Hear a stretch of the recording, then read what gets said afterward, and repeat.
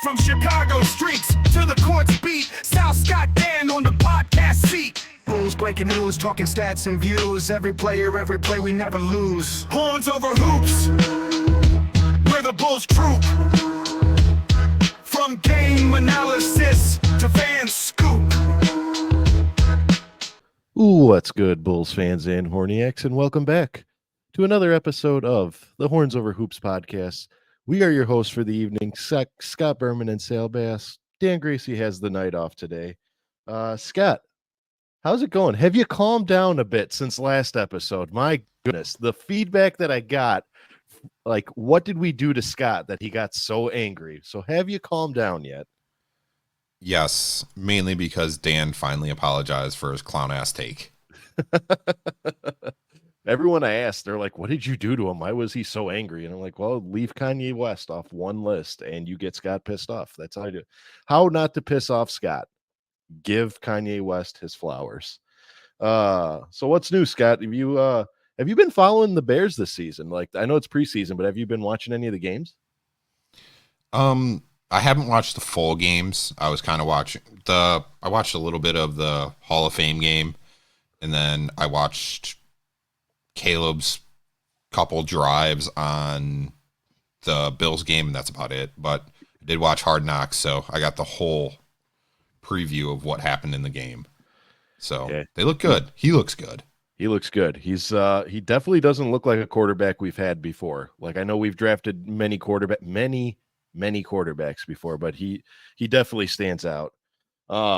How do you like that show? How do you like Hard Knocks? I heard a lot of good things about it. I don't have Max, so I haven't been able to check it out. I haven't watched it since like the first season, so I did not enjoy it the first season. So I was like, I don't care about it. And then everybody was telling me you need to watch it, and they've done such a better job. But again, first season was what 12 years ago. So yeah, right. They've gotten so much better at it, and it's really good. I'd highly recommend any Bears fan to watch that. Yeah, I would check it out. I gotta get Max, man. The problem is all these streaming sites, like, they have different packages for different, like, what it includes with different packages. So, you know, I have Netflix through T-Mobile, and then I want to get, and then Hulu comes with a bunch of other stuff, but no one really has Max in a package. And when I buy like those subscription services, I kind of want one that has like more than just one thing in it. So, anyway, we got a great show for you this evening, despite Dan Gracie taking the night off. He's busy at work today, so we got a good season. We're going to be covering the Olympics. The Olympics just closed, so we're going to be covering more of a wrap-up of the Olympics. We have some Bulls news, including a signing, and we play Ask a Horniac with some of your questions. We bring back Horns or Thorns, and somebody at work, Scott Berman, told me to institute this segment. We're calling it a Mount Rushmore segment since we did it the last episode with the rappers. They said we should do something different, and I really like their idea. So stay tuned. We'll get down to that. But Scott Berman, let's get in the Olympics. The U.S. men's national team took home the gold, as well as the women's national team took home a gold medal. And some were not surprised, but some of us were surprised. So, Scott Berman, how did you feel about the Olympics? Were you shocked or pretty much expected them to win gold? I expected them to win gold, but what happened during that game proves what I've been saying is the world is catching up. Like, it's getting closer where the U.S. does not win gold. Everybody on that team, well, basically everybody on that team, it was their last go-around. LeBron, Curry, KD may play again, but I doubt it. But Bam's not going to play. Embiid's talking about going to play for Cameroon now. who knows if AD is going to be even able to walk by then? Yeah. So the team will be Tatum and Halliburton, who didn't even play. Yep. So it's going to be a completely different team, and the world is catching up. Canada got out way too early. I think Australia is going to be really good. Germany's really good. Serbia is just getting better. Yeah, a lot of between me and you, lot of upsets in this bracket this year. I know it's single game elimination, but anything can go. But a lot of upsets. I was not expecting Canada to get out. I was not expecting Germany to get out. So that just goes to show you that talent is spread worldwide. It's not just but like back in the day, like the FIBA was like, France was good, Spain was good, United States was good. And it was really just the battle of those three powerhouses. And now it's like you said, it's Canada, it's France, it's Germany, it's Australia, it's Serbia. The whole world is catching on to basketball, and it's just tremendous for the sport. So I'm going to mention this, and this kind of was getting to me because I'm a man of respect and honor, and I think representation of yourself spreads worldwide. And I'll be honest with you, I was not liking some of the antics coming from the United States team during the Olympics. So, and what I mean by that is, like, when you play for the Olympics, you are representing your country and you're representing yourself, but mainly you're representing the country on your jersey. And people forget, like, we're not in United States anymore. We're not in your home stadium. We're in somebody else's home, and we are representing the United States. And I noticed a couple times, like, the United States teams were just throwing down sick plays, but then showboating and gallivanting. And I think it was just a total misrepresentation of the team. So, what do you think of that? And I'll give you an example before I cut.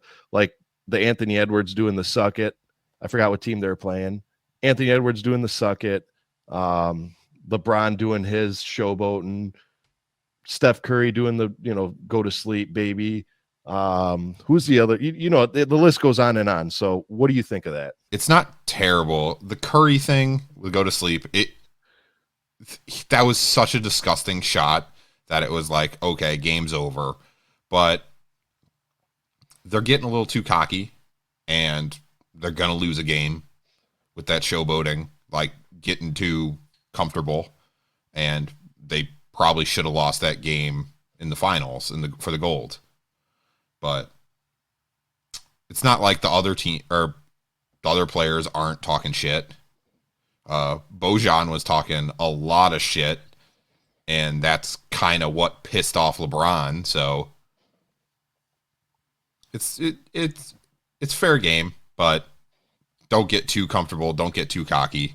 It's going to be like, what year did they win bronze? What was that, like 04 or something? Yeah, it was like, yeah, something like that. But it's something like that's going to happen. Also, the women's team, I think they only won by 1 too.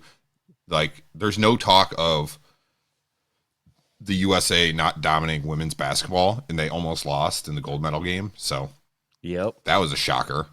Yep. Yeah, that was the thing. Like, I'm all for, like, if you're in the zone, if you're like you're pumped up, like, I'm all for, like, everyone pumps their chest and screams. Like, that's one thing, but like, it's the extracurriculars that kind of got to me. It was like, come on, man, you are in France. France is like already, like, they hate Joel Embiid, so that, like, they already have a negative image of the United States team, and you're going over there, throwing down suck it signs and all that. I just feel like part of the development of this team isn't just growing as a team. What do you call it, chemistry wise? It's kind of maturing. It's kind of realizing, hey, we're playing for something bigger than just ourselves in a gold medal. So, but yeah, I get it. In the heat of the moment, I could see it. But and another thing to add to that, and this kind of, a lot of people thought it was no big deal, but this kind of pissed me off too. And unfortunately, it's because LeBron did it, and I'm just going to get called a massive LeBron hater. But did you happen to see that LeBron was either getting out of a car, and that kid was either asking for a picture or an autograph, and he kind of rather rudely told him to stop it. No, get away. Did you see that? Yeah, this kind of, that when you actually started bringing this up, I thought that's what you were talking about. Yeah. The whole thing of showboating and all that, because it's a known thing that when Americans travel overseas, they act like it's America. And Europe is so much different. How people act, how you interact with people, how just everything is. And there's a reason why some cities are like, people are boycotting tourism because of that. So it's just entitlement. I don't know the whole situation. I just saw that short video of him telling that kid to stop and then walking into the club or whatever. But I don't know. Did the kid run up on him or something like that? Or did he like get past security or something? I don't know. But either way, it's American entitlement, just thinking they own everything. The one thing that I did think was funny, did you see the video of, who is it, Devin Booker leaving the club on a bike at like 6 a.m.? Yeah, no. Hey, man, he's being safe, man. Yeah. I don't know if he probably doesn't know how to use Uber out there. So he's just, or he probably doesn't want to use Uber, but that's funny. Yeah, no, he basically, what it was the kid, he did kind of run up on him. I mean, it's not like he ran charging and like, tackled LeBron James. I mean, he did do that running like this, LeBron, and LeBron kind of just held out his hand and said like, stop, no, don't do that. Go away. And it's like, dude, this is your fan from across the ocean. It's like people in the United States sometimes don't have the funds or the money to go to a game and see their heroes in person. Now add 7,000 miles of water and another country into the mix, and you may never ever meet your sports hero. So again, just to show you the impact that United States sports has on the rest of the world, that LeBron James is a name that reaches all continents. So if you're this little kid, I don't know his age, he couldn't have been more than 12, 13 years old. And you know that Team USA is on your turf. I mean, you have a chance to go see Team USA in your country, and LeBron James is 10 feet in front of you. Like, you go running up to him like, hey, can I just have a picture? I'm a big fan. And your hero, your idol, whatever you want to call him, looks at you and says, stop, no, and kind of shrugs you off and sends you packing just to go walk into a club and party. I mean, I think it speaks negativity towards his character. I would have loved to have seen, it would have spoke more for LeBron's character if he would have stopped, grabbed his phone, been like, all right, thanks, man, have a good one, and then walk away. Or maybe let him down in a better manner. But to kind of rudely say no, get away, and walk into a club, it was like, come on, dude, you're better than that. So, I mean, do you think I'm wrong? No, he probably could have handled it better, but again, you don't know what was going on with him. Yeah. But yeah. Yeah. Well, he did just win a gold. He should have been happy. Like, he should have been on cloud 9. He just won a gold medal. And actually, I'll switch it over to some positivity. 39-year-old or 38-year-old LeBron James was balling out for these Olympics, man. Like, my goodness, he turned back the clock, and I'll give him his props where his props are due, but he was doing stuff that 21-year-old kids were doing and at the age of 39. What did you think?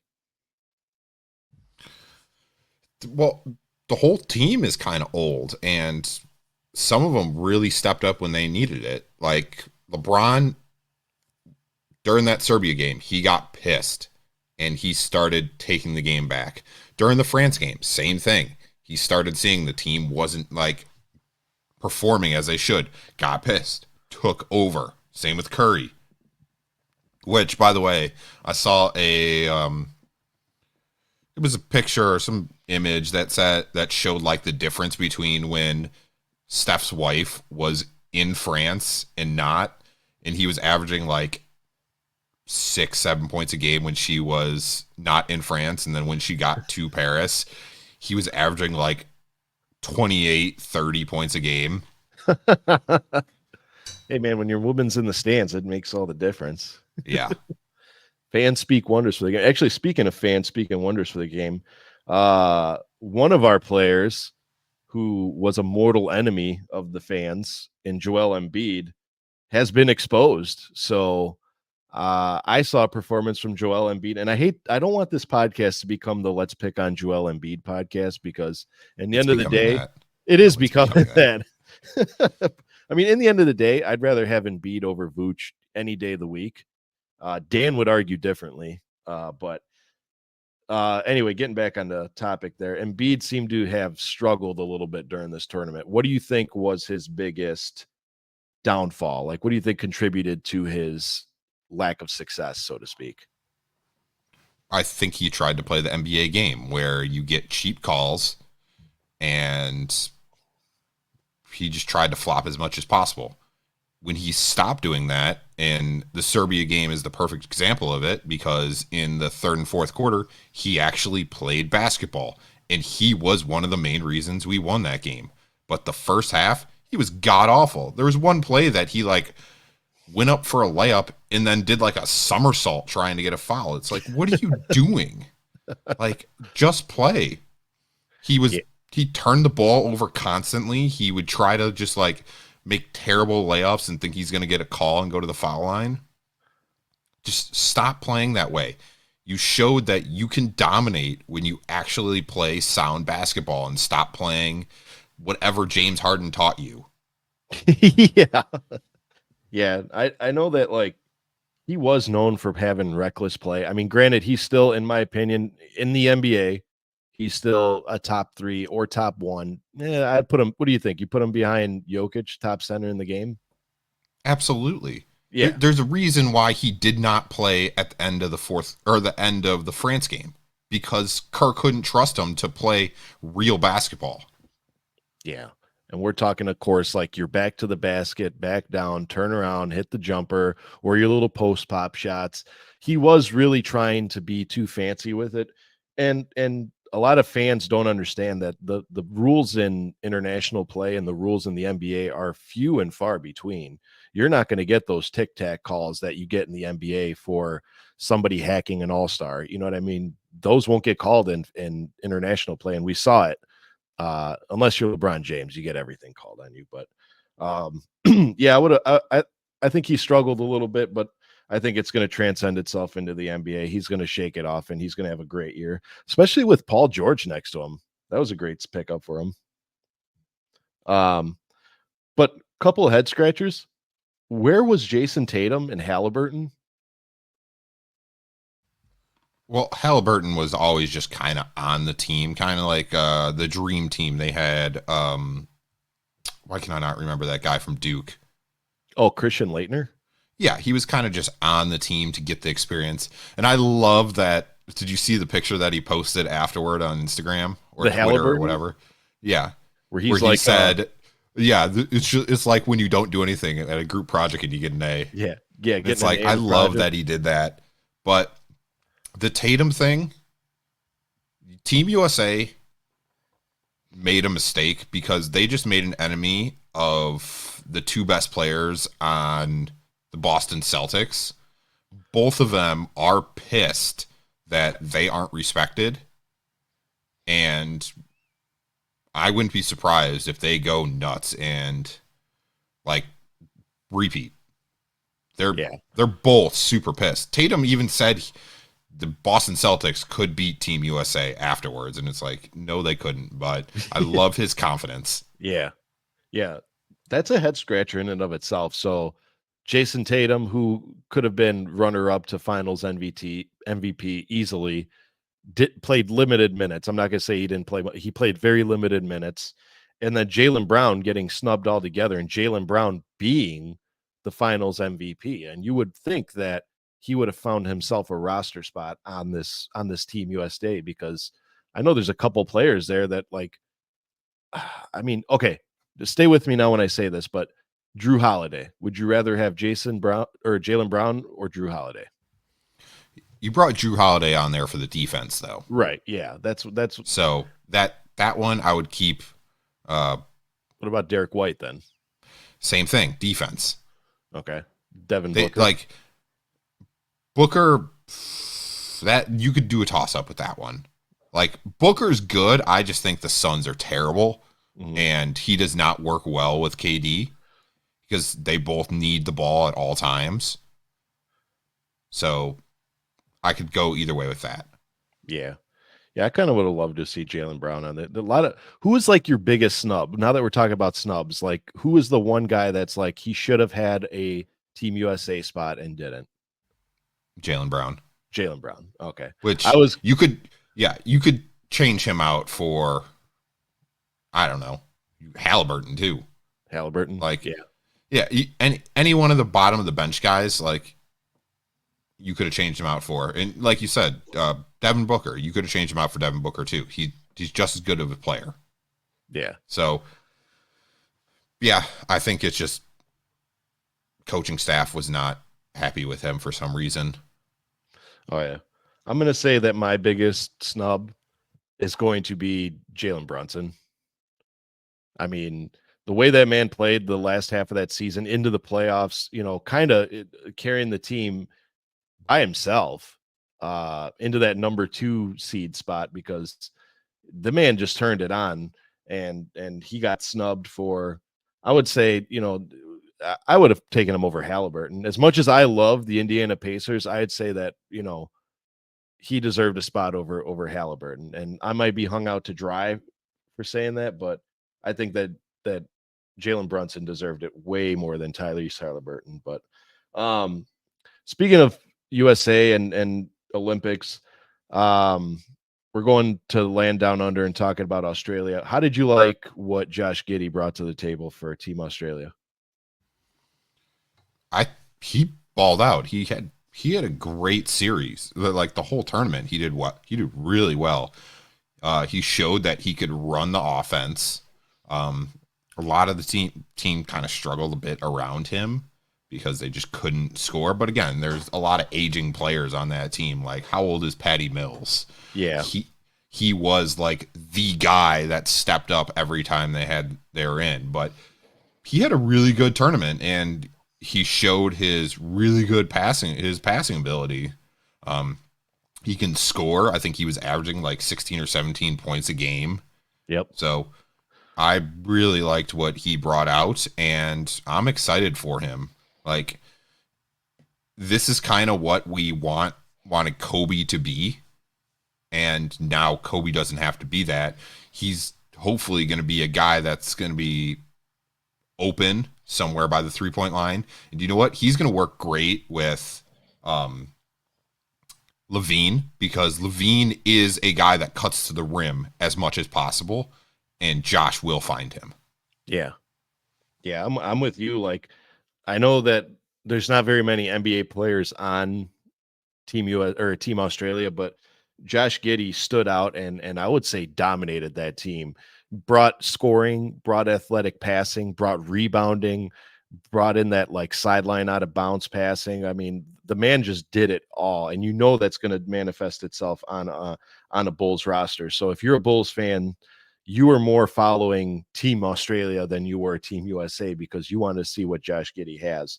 And I think you're absolutely right, because I think running him in a combo backcourt with Kobe and kind of making that Walmart version of a Dallas Mavericks team where they have two basically ball handlers in the backcourt is only going to pay dividends, because you're going to have two people who could take the ball up the court. What's that going to leave? That's either going to leave the wing wide open or the other one wide open. I could see a lot of passing, and I could see a lot of open threes this year. But real quick, before we move on, Zach LaVine, do you see him buying into the system, or do you see us trading him? I think we're still going to try to trade him, but I think he's going to buy more into the system, because he's going to have someone that can facilitate him with Giddey, kind of like what he had with Ball. So he has a guy that can get him the ball when he needs it. And that's really what the Bulls didn't have last year. So he was always trying to play ISO ball. And we can't have that because DeRozan was playing ISO ball and Kobe was trying to play ISO ball.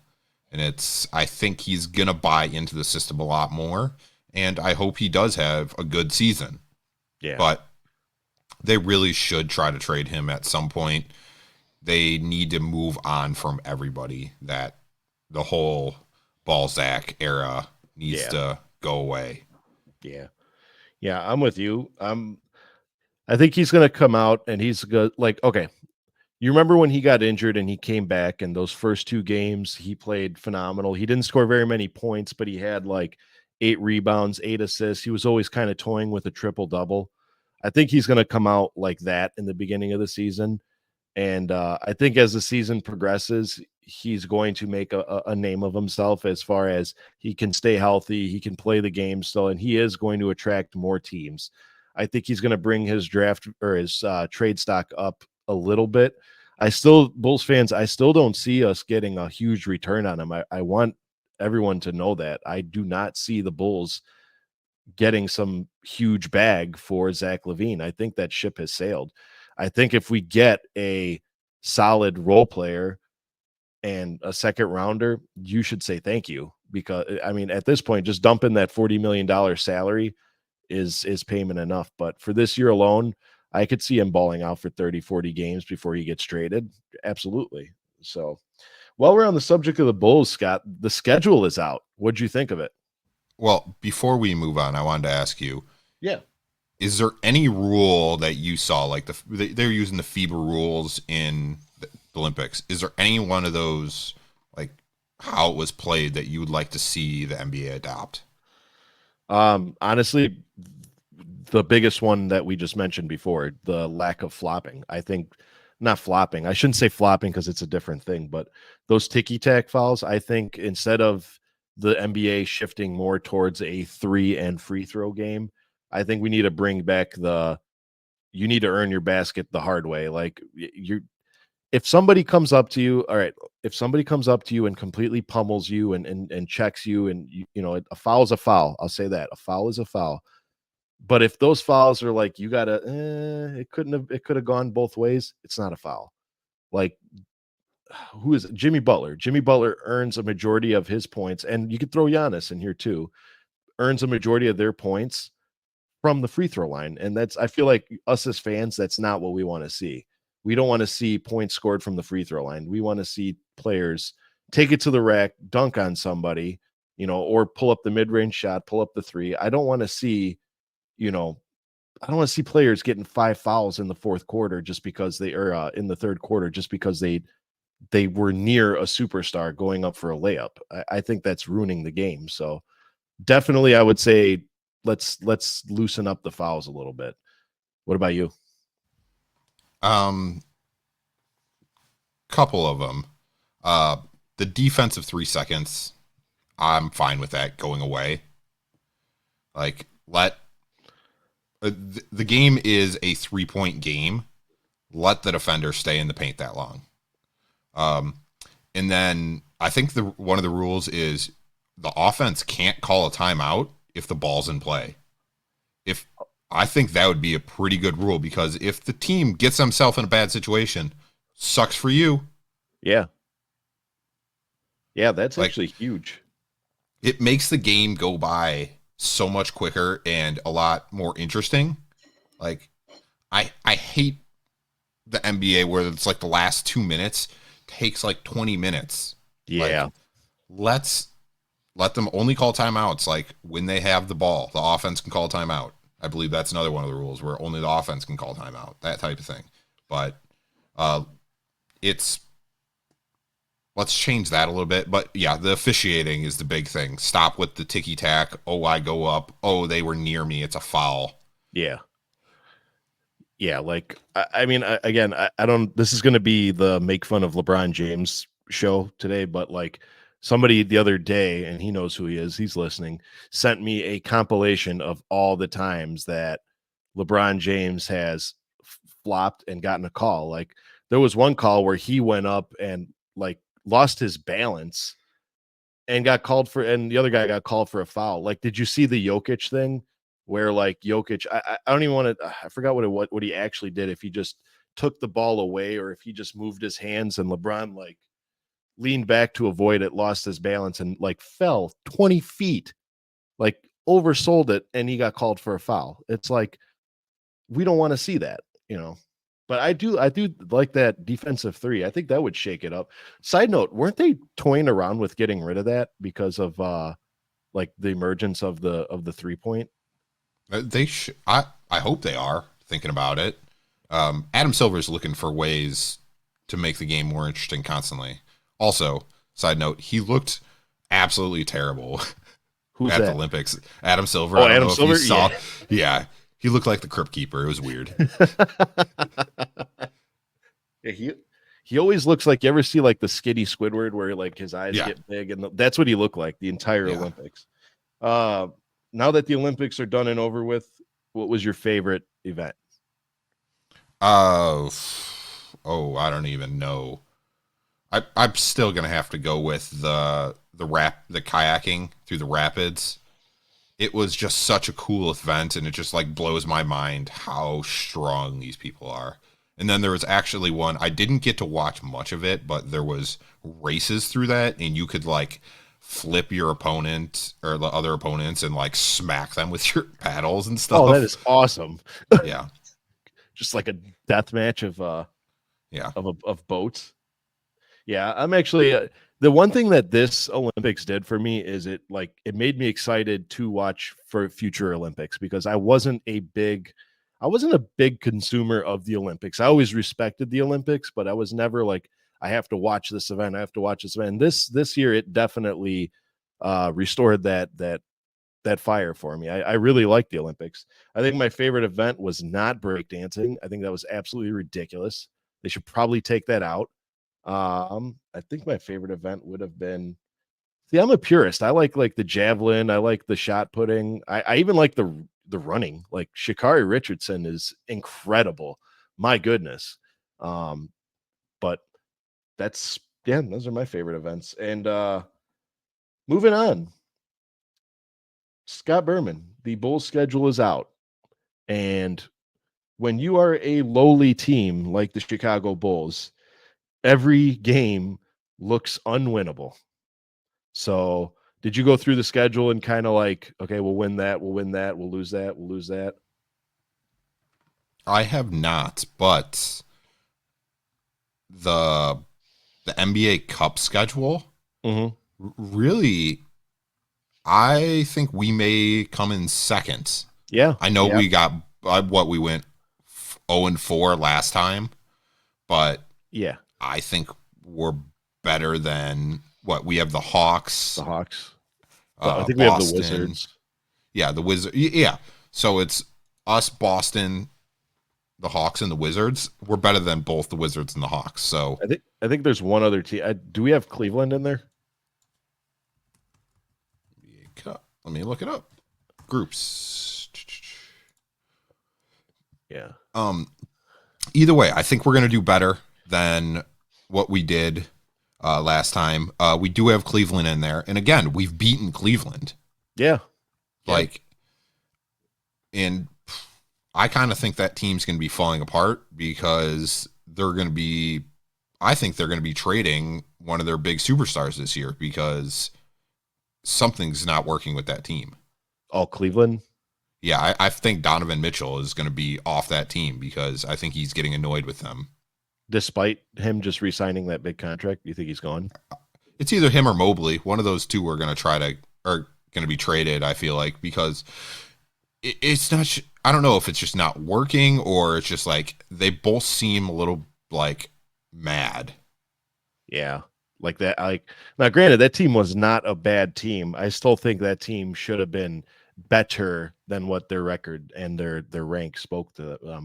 I mean, I could definitely I could see Darius Garland leaving. Like, I think that Darius Garland is another one of those Zach LaVines where it's only a matter of time before you see him traded. Well, they were talking about trading him last year. He Yeah, was actually exactly. rumored to come to the Bulls. Yeah. Yeah. And I would have been fine with that. I was a big fan of Darius Garland. I don't know about now. I mean, I would hope that we stay away from smalls. I hate that we have so many guards on the team, but yeah, I mean, I saw that cup and I thought the same thing as you. I'm like, they actually have some winnable opponents here. I think we handled Atlanta pretty well. We should handle Washington pretty well. At least I hope so. I think the only team giving us a run for our money is Boston. And yeah, I mean, we should. I'm saying this as a bold prediction because it's what two teams from each group that go on to the tournament, right? Yep. I could see us very well playing ourselves into a tournament spot. But that's just me. Let us know what you think. Let us. How are the Bulls going to do in the NBA Cup? Go ahead and leave us a comment on our Twitter. Use hashtag Bulls Cup. Yeah. Also, do not bring that garbage ass red floor back. Holy shit, that was the worst. Yeah, yeah, yeah. Honestly, it was more. I know we mentioned this before on earlier shows, but it's like it was more painful for the viewers because it was shiny as hell. It was like one solid color. It was shiny. It looked slippery. It was just annoying. I mean, it was cool. Like it's one of those. Yeah, it's a cool thought, but if you want to do something different with the floor, don't do something that dramatic. I mean, what was your idea with changing the floor? I know you said in an earlier episode. What was that? You had a pretty good idea with the floor. Oh, I do not remember. Just not that. Maybe just the 3-point line, like inside there, all red or something like that. Yeah. But Yeah. I think the whole slippery thing is a lot of players were complaining about all the floor like seemed different during those tournaments. Yeah. So Yeah. Well, I mean, I can only like because I guess wood, when you have wood, even if you cover it with that like was that clear coat covering even hardwood floor, you still get somewhat of the grooves and it's still somewhat I guess has some grip to it. But I guess if you paint over it, I'm sure it's just like smooth, so it's like an ice rink. I don't know, man. I'm not an expert on hardwood floors. Um, but needless to say, looking back at the schedule, I went through and I looked at each individual game and I kind of thought to myself like this is a winnable game, this is a losable game. We should have no problem winning this, and there's no way we're winning that. And I came up to about 29 to 32 games with about 7 or 8 toss-ups. What do you think? I see you have them under 500 already. Oh, absolutely. This team is not finishing above 500. I don't know. I really think they're going to surprise some teams. Like, really, the big thing is how does Giddey fit in with this team, and how does Zach LaVine fit in with this team? If both of them fit pretty well, I think we can be over 500. Okay. But again, who knows? Losing DeRozan. We relied on him way too much last year. Yeah. And he was the king of the fourth for the reason. I think Yep. didn't he play like the most minutes in NBA? Yeah, I think he was one, and I think Kobe was like top 5 too, as most players. I think he averaged like what is it, like 40 minutes, almost 40 minutes a game. Yeah, we removed a guy that basically played the whole game, was averaging like 25 points a game or something like that. Yeah. So yeah, we may take a step back, but I think we may surprise some people, and I think Josh Giddey is going to come in and do a pretty good job of fixing some of the issues, because a lot of the issues we had were turnovers. We had a lot of bad turnovers on bad passes, and I think Josh will help with that. Yeah, which I'm going to actually comment on that, and this is not to discredit DeRozan at all, because he was my favorite player on the Bulls the last few years that he was on it. But you're playing 40 minutes a game. That just goes to show the fans that he's playing 40 minutes a game at the age of 35. Like it was time to go, because if you're playing 40 minutes a game and only averaging 25 points a game, your points per minute average is terrible. Like I feel like if you throw any other superstar in there at 40 minutes a game, they're scoring 35 plus a game easily. So that just goes to show you that moving him may not be that big a deal. You know, he was probably holding up, granted, the fourth quarter he stepped up, but I wouldn't be surprised if he was holding back some younger talent from stepping up, like Pat Williams, But anyway, Scott, what's that? I just slowly looking through the schedule. As bad as it sounds, through the end of November, we may have like 6 wins. Oh yeah, yeah. It's a pretty rough start to the season for the Bulls. Oh yeah, I'm telling you, Bulls fans, you guys need to hold on to your seats, because this is going to be a long season. Don't expect any sort of winning basketball season. That's out of reach. But Scott Berman, the Bulls found their savior to the basketball season in the form of a signing, and fans love it already. I saw nothing but just explosive explosive emotion on Twitter. We signed Kenny Lofton Jr. and I absolutely love this signing. I don't love this signing because I'm a big Sonogo fan, but I love this signing because this is going to be great. What do you think? We really didn't have big men coming off our bench. We were such a small team. So adding a big man he has some NBA experience, but I think he won the G League Rookie of the Year, and he was like first team All G League the last 2 years. And then he came in a bit on the Jazz and actually scored I think he started on the Jazz for like a couple games and was averaging like 13, 14 points a game. So it's a good pickup because, again, we didn't have size. Who was our size? Torrey Craig? Yeah, Torrey Craig, Terry Taylor, 6'5". Yeah, Terry Taylor, 6'4" Torrey Taylor playing center. Yep. Yep. And then Drummond. So now him, Smith, you can still play Craig a bit at power forward, but yeah. I'm glad we're getting more size. Sonogo probably won't get any time. No. Probably Billy hates him for some reason. I don't understand it. Like, Billy refuses to play him. But again, the times he got chances, I feel like he didn't really do much. Like, he got rebounds, but he didn't like try to score. Billy hates UConn. That's what it is. Billy hates UConn. He hated Drummond because he never played Drummond. He played Drummond when he had to play Drummond. And Sonogo's from UConn. So I think Billy hates UConn. I think it's because back when, speculation, allegedly, back when he was coaching, UConn was his biggest, threat. I don't know college basketball, but this is his biggest threat. So Billy now wants to stick it to UConn. So, and I'm willing to wager that if Kemba Walker was ever on the team, Kemba Walker would be in the G League too. So. Yeah, Ben Gordon must have said something to him, and it just his hate for UConn. Yeah, Ben Gordon, Emeka Okafor, all those, like Richard Hamilton. Maybe he hated Richard Hamilton. We don't know that. Well, who doesn't? Yeah, right. Yeah, that man stole so much money from the Bulls. You have no idea. I mean, you do have an idea, but yeah, wheeling it all back in. I love this pickup just because he's such an awkward-looking player, Kenny Lofton Jr. Like, he's huge. He's a big boy, but he can move. Like, he's one of those, you ever see those like Instagram reels of like, there's a really like obese kid on a basketball court and he's like bodying these fit, shirts off, 6-pack abs people on the court. That's Kenny Lofton Jr. And he's a good rebounder. I'm not too familiar with his offensive game. I don't know if he's a shooter, if he's like a back to the basket, put back player, but I think it's going to speak wonders because we got him on a 1-year deal. He's very cheap.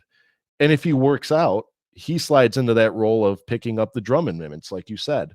If at the very least it doesn't work out, you didn't lose very much. So I think it was a phenomenal pickup. I don't quite know how many minutes he's going to play, just like you said, but I'm excited nonetheless. So the one thing that kind of throws a wrench in it, Javonte Green's not going to come back now. Yeah. There's no spot for him. I wish they would be able to bring him back, cut someone named Carter off the team. Yeah. Like, I know we're paying him so much money, but Green was such a huge boost for our team at the end of the year, and I wish they would have been able to re-sign him, but they're not going to bring him back. Yeah. Speaking of Javon Carter, sorry, Dan, but speaking of Javon Carter, it shocks me that no teams have any interest in him. Granted, I know he did not do well for us, but I think Javon Carter is one of those players where if he was on a team that weren't the Chicago Bulls, he would actually be a decent player. Because I think either A, we expected way too much out of him and we got what we got. Or he's just a terrible locker room presence in Chicago because he did play very, very good in Milwaukee. Like I said, he played some great basketball in Milwaukee. And then just to see him come to the Bulls and just drop, it was kind of like head scratching, like what happened? I know players don't just lose talent literally overnight. So, well, same thing happened to PJ Tucker.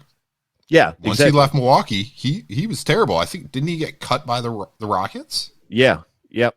And then he went to what, Philly? Something like, yeah. But it just, you leave the Budenholzer offense or whatever, and you fall apart. Yeah. There you go. Hey, I said it. We just said it. Mike Budenholzer, new coach of the Phoenix Suns. Phoenix. That might be a good thing. I See? think he should have never been fired from the Bucks. The Bucks have no idea what they're going to do. Is Doc Rivers still their coach? Yes, he is. Oh my God. How did he not get fired? Yeah. They just come on. Like, I don't understand how that guy keeps coaching. Yeah. Again, sorry, Dan and Dan's family, because they're Bucks fans, but not Dan himself, but Dan's family. I don't understand how a man wins you a championship and you fire him. I don't get that. I mean, even Phil Jackson, after Mike left, he didn't win championships after that, but we didn't fire him. But like Mikey B, we'll call him Mikey B. He was playing some winning basketball, and he did that thing like Thibodeau did, where he turned average players into phenomenal players, and you reward the man by firing them. I think that the Phoenix Suns, I mean, we'll delve into this a little bit more into our in our NBA expectation episode. But I think that the Phoenix Suns are going to be a lot better than they were last year. I'm willing to wager that the Phoenix Suns this year will be in the top 3 of the West because Mikey B is there. So, and they'll be in the top seed if they just take Javon Carter from us. No, I still think the top seed is going to be the Wolves. That team is so good. Yeah, I cannot wait to talk on our NBA expectation episode, because a lot of teams, there was a lot of movement this offseason. There was a lot of like, this team was good, this team got better, this team was a dark horse, now they got better. And there's a lot of teams that were good that took a step back, and I can't wait to talk about that. Yeah, who was my dark horse last year? Who was the team that I said was going to be good? I think you said Minnesota? Oklahoma City. Oh, I told you guys, watch for Oklahoma City. Yep. And what'd they do? They took a massive step. I also said Detroit was going to be okay. I mean, so I'll take an L on that one. I'll gladly take an L on that one. Detroit didn't even do good in the draft. No, Detroit, they're such a good on paper team. Like, they're not good on paper, but they should be better than they are. But it's just like, come on. But again, they did beat our ass twice. Yeah. I think they took the series from us. Yeah, because we lost to them twice. Yeah. And including one of those games where I think half their team was injured. And they that was the Wizards. That was Washington game. Yeah, that was the Wizards when we were playing the G League Wizards and we got our ass kicked. Yep. I remember good that. times. Okay. God, last season was great basketball. It was, yeah. And we're gonna have more of that this year. Speaking of Detroit basketballs, did you see the rumor mill about how Skytown's Angel Reese and Jalen Duren were speculated to be dating? Good for them. That's gonna kill that one guy on Twitter. I forgot his name. Who's that? There's one guy that just like comments on every Angel Reese post and just like constantly. Oh, the Bulls kick ass? Yeah. Yeah. I thought he was like, I thought I was the biggest Angel Reese fan. This guy passes me. Shout out Bulls kick ass. Keep showing love for Angel Reese. Yeah. There's I just Angel Reese, she needs a lot more help around her. That team is terrible. I understand they traded Marbury because they were like, okay, we're gonna tank, get a better pick, but that team is terrible. Cardozo has not held up to expectations, partially because she's been injured and I don't think she's fully healthy, but the rest of that team is dog shit. Yeah. They opened up against the Mercury the day after their hiatus, and most of that game they were losing by 20. So yeah. I love Angel Reese's game. She knows how to grab the boards, but she does need to develop her offense. She's also getting double teamed. Yeah, but she struggles with layups. They need shooters on that team. They do. And her name is Paige or Juju. Juju's a monster, by the way. You'll see her. She's a sophomore this year. She from USC. You need to watch her. She is so good. Yeah, I'm going to be watching because after last year, I watch a little bit more women's college basketball. So, yeah, I'm with you. Like, between being double teamed, that's what Mabry like. That's how. Well, besides just being a great shooter, that was another check mark to her success, is because when the defense collapses on Angel Reese, she kicks it out to Mabry for an open three. I mean, it was just poetry in motion. But now she's gone. So, Scott Berman, it is time for Ask a Horniak. We got 2 questions today, and both of them are very, very, very good. First one goes out to Andrew Formica. Shout out, Andrew. Orlando's pizza still sucks, by the way.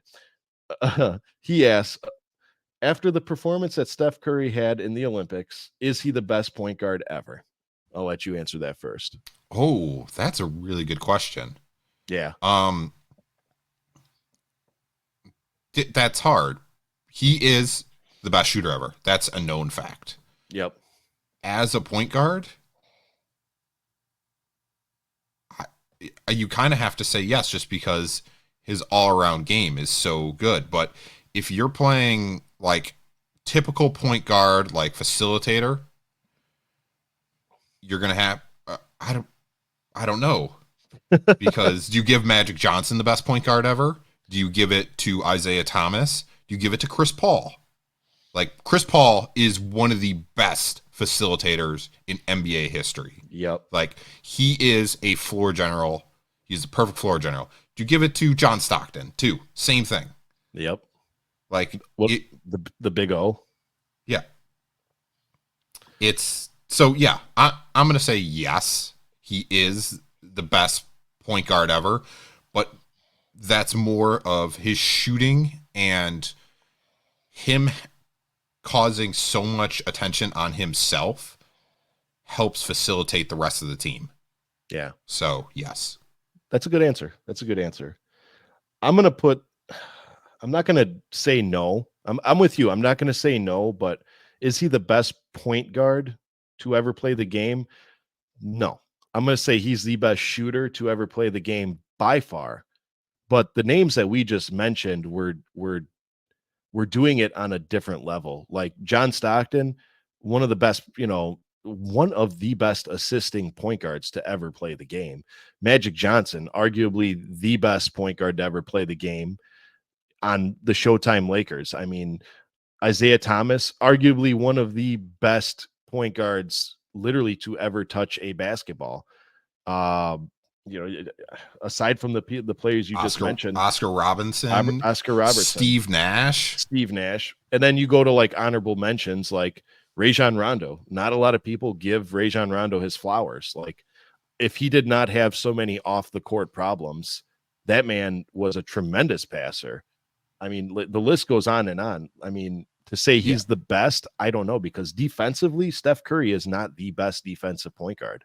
Where like your Isaiahs were very good on defense, your Magic Johnsons were locked down on defense. Like, I would say he's definitely top 3.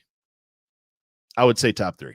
I would say Magic, Magic Isaiah, then Curry, and then John Stockton close behind him. It's just like those 3 or those 4 are just so good. I can't put them apart.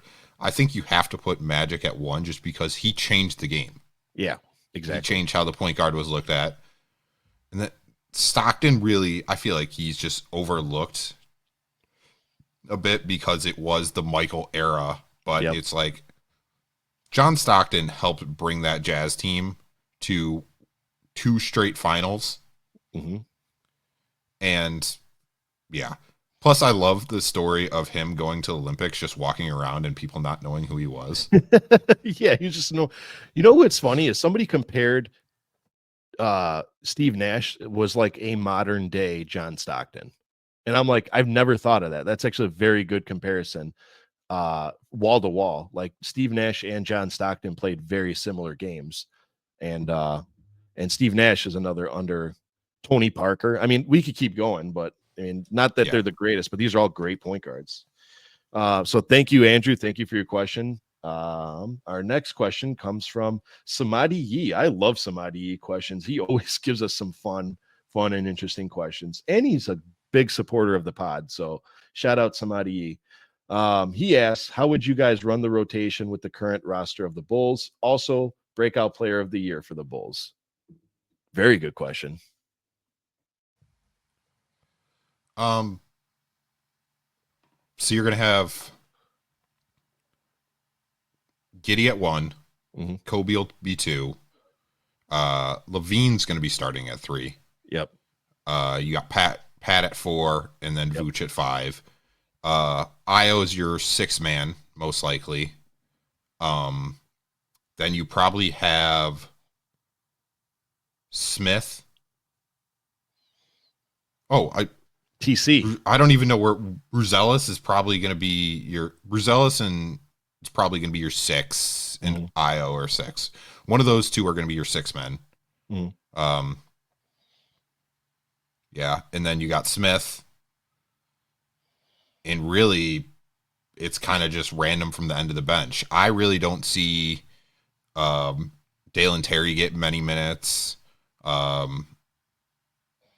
don't see much from the end of the bench, like getting many minutes. Yeah. Which sucks because Terry showed some promise. Who's the other guy? The guy from Tennessee that they got last year. JP, man, that's my boy, Julian Phillips. Yeah, Phillips. He showed potential, but I still don't think he's an NBA player. Yeah. But yeah, we'll see. And then breakout player. Yeah, breakout player. I think Bruzelis is going to have a good year.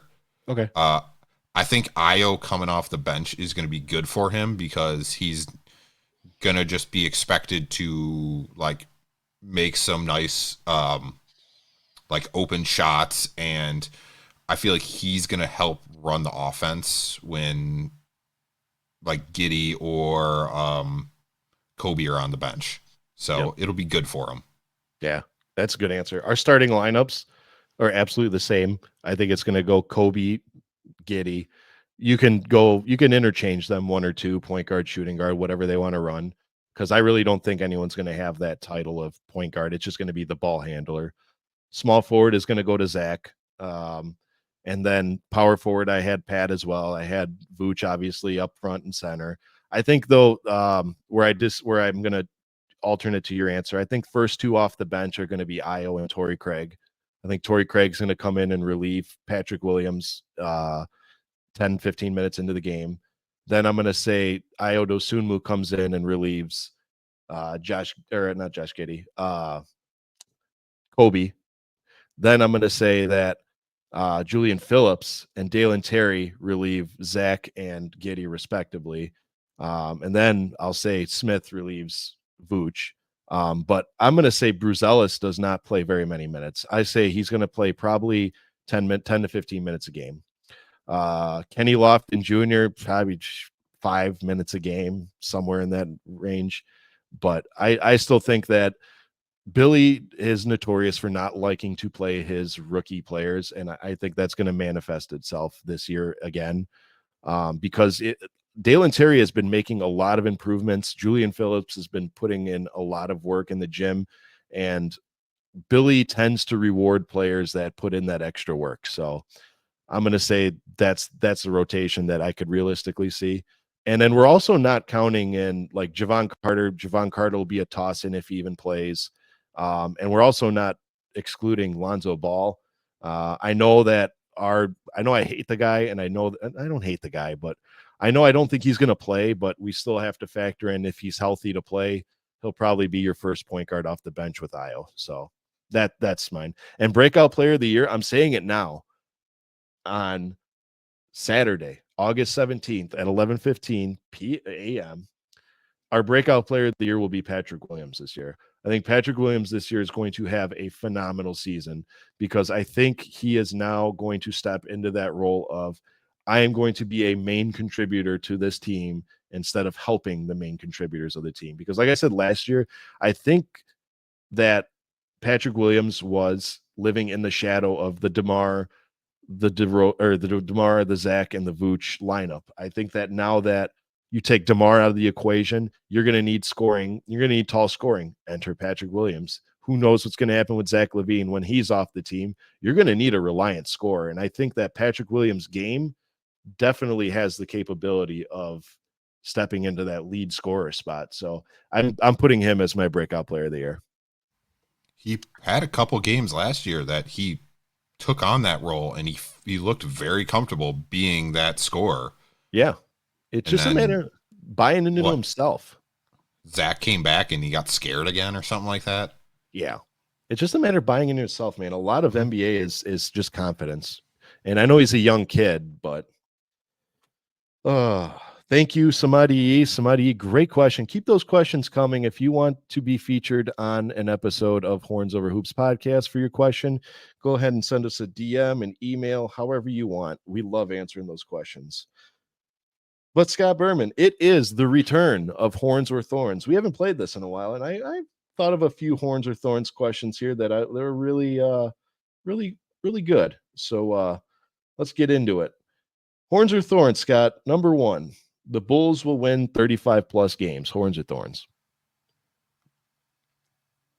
I think they'll win. Horns. I think they're going to be a little bit closer to 500. Okay. It really, again, I think it depends heavily on how Zach is.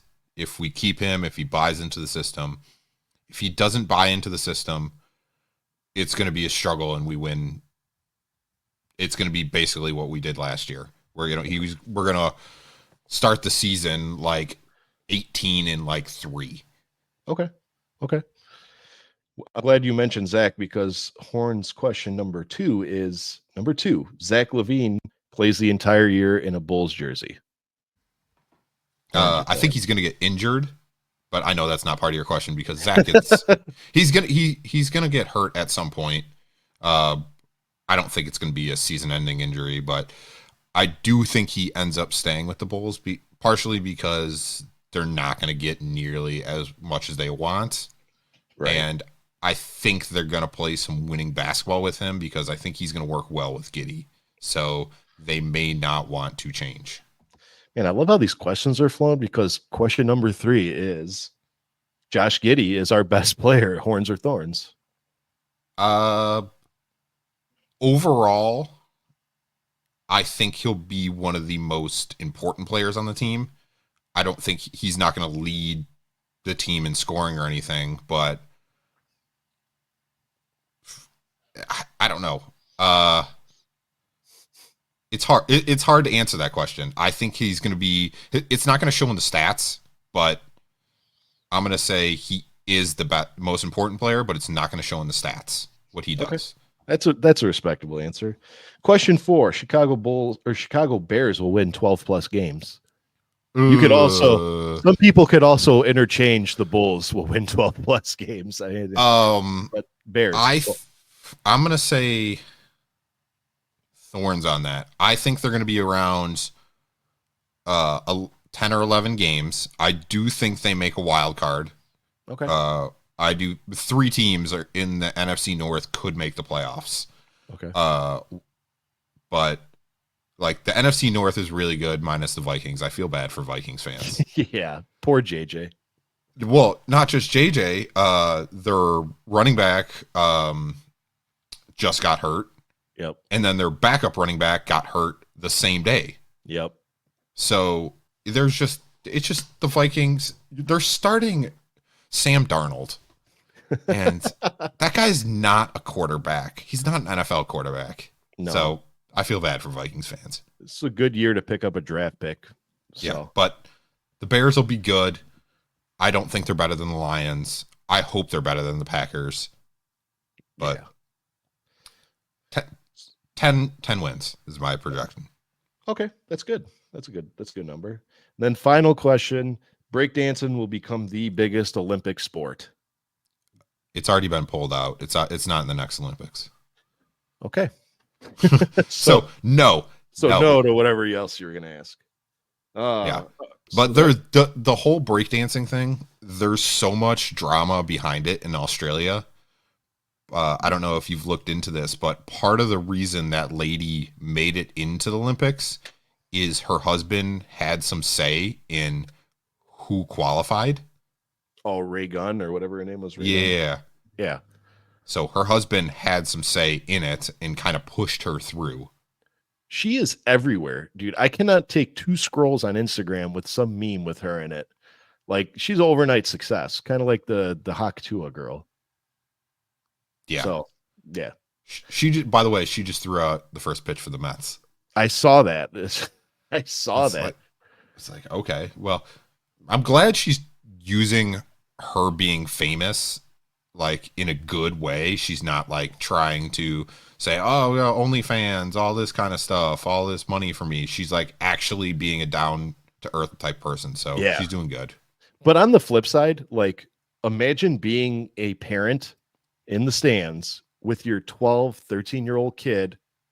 I mean, let's face it, 12 and 13-year-olds probably already know who she is, but we'll say 9 and 10-year-old kid in the stands. And when they ask, who is that? You having that awkward conversation of who the Hawk Tua girl is. Like, Yeah. that's where we've come to as a society, where a woman known for making a comment on how to give a better bedroom routine, whatever you want to call it, that's safe for this show, throws out the first pitch to a baseball game. That's awesome. That's awesome. Speaking of which, did you see that meme that was also like me going to work 40 hours a week to make minimum wage, only to find out that some girl makes $30 million for again, same bedroom routine? Did you see that one? No, but whatever. Get a better Yeah. job. Yeah, get a better job. Facts from Scott. Are you pissed? Get a better job. Scott Better Berman, yourself.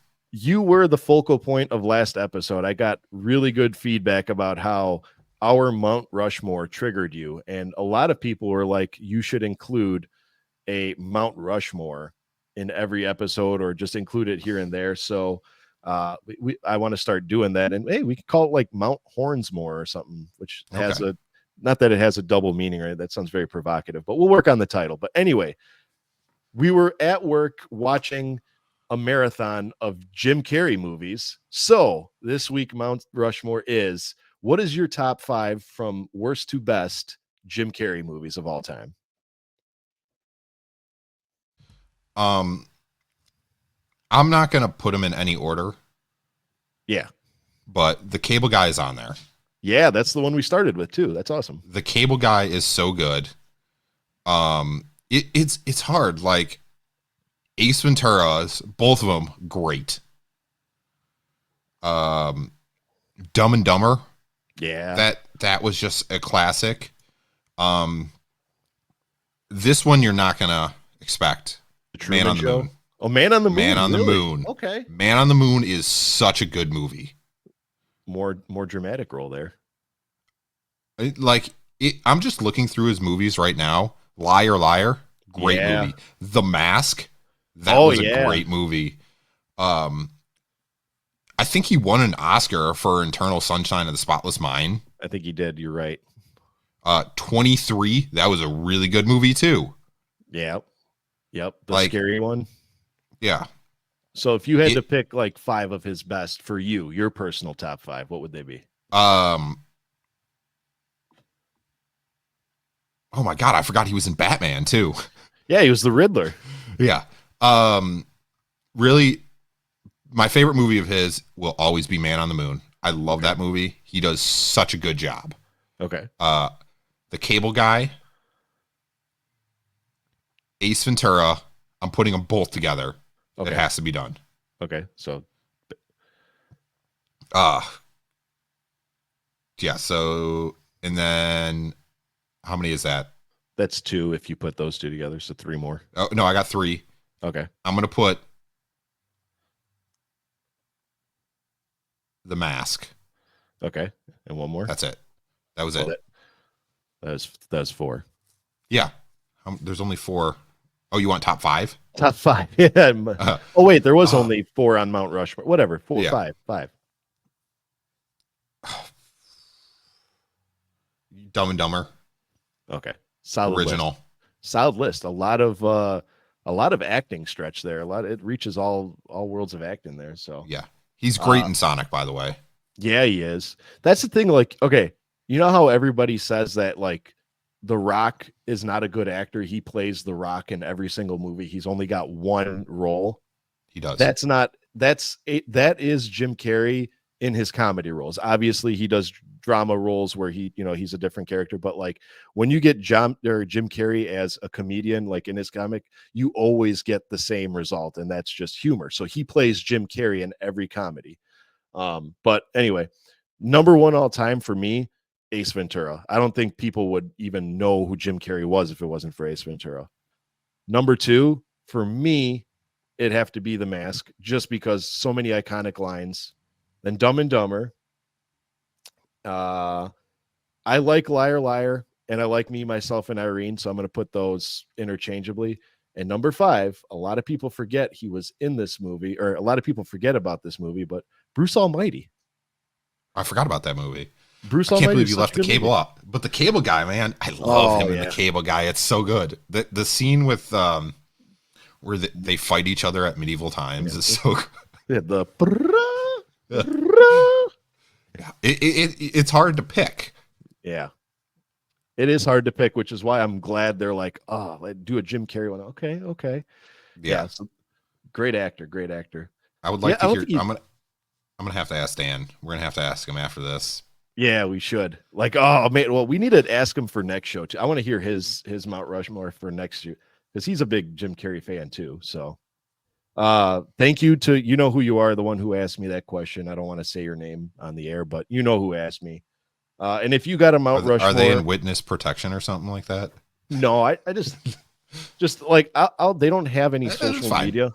They don't have any social media, and I like addressing people by their social media just so that we live in the age where you can look up people's first initial and last name, and you have a SWAT team at your house. You know what I mean? So we're in the witness protection, Scott. We're protecting them, but they know who they are. So if you have a Ask a Horniak or a Horns or Thorns or a Mount Rushmore you would like us to say on the air, go ahead and reach us at our DMs because this is fun. I really like that Mount Rushmore idea. So, but Scott, it is time to conclude the show. It's that sad time. So what do you got for everyone before we leave? I got a lot to bitch about. Oh, yes. I'm just kidding. Here we go again. No. I don't have much. So I didn't bring this up when I was talking about my trip, but it was kind of cool being in the UK, England, Scotland, Ireland also, and seeing Bulls merchandise. Like I saw everywhere I went, like every country I went to, there was either Bulls stuff on sale or someone was walking around. I saw someone walking around in a Bulls shirt or a Bulls hat. And the only other team I saw there was one Lakers shirt that I saw, but there was way more Bulls stuff. And that was kind of cool seeing that what Michael Jordan did and the Bulls in the global market. Hence why the UK guys love the Bulls. Shout out. Yeah. It was cool seeing that. Yeah. Which is why, like, I hate to throw it all back, but like you said, like, people need to understand that when they step on that court, they're playing for more than just the city on their chest. Like, they're playing for literally the world. Like you said, you hit it right on the head. Michael Jordan's reach was a lot farther than just the United Center and Chicago. He reached across the world. There's people now in countries that barely have TV that know Michael Jordan. He's a household name. So throwing it all back, that's why, like, LeBron James, he needs to understand that these kids, he reaches these kids in more ways. I mean, I get it. You don't want to be bothered as a celebrity to take a photo, but you could be the reason why these kids give up on their dreams. Like, you are one comment and one maneuver away from influencing these kids. Yeah. I think there's only one player that's done the reach that Michael's done, and it's Kobe. Yep, exactly. Yep. The perfect example, when we talked to Scott from Australia. Yep. He was saying that's probably the number one jersey in Australia is a Kobe Bryant jersey, because he brought the game to other countries. He made a lot of other countries love basketball. He was huge in China. Like, he used to go to China all the time and play and hold camps. Same with Australia. Like, it's cool seeing the game, like, those old players reach other countries like that. But yeah, the Bulls thing being in, when I was in Scotland and Ireland, both seeing people wearing Bulls gear was awesome.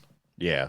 Yeah, and Kobe was big in, I mean, you may know this, you may not know. Kobe was big in Italy too, because I think his dad played in Italy, or he coached in, either his dad played or coached in Italy, and Kobe himself played in Italy, and he spoke fluent Italian, and everyone loves him in Italy. Like, I see a lot of Kobe jerseys when I go over there.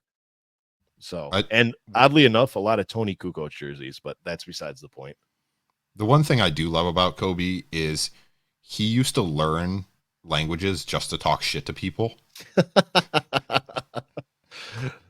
That's awesome. Because like, it's true. Whenever you learn a new language, no one ever asks, like, how do you say this? Like, the most, how do I propose to my wife in her language? It's always like, how do I say the F word in your language? How do I call you a bad word in your language? So awesome.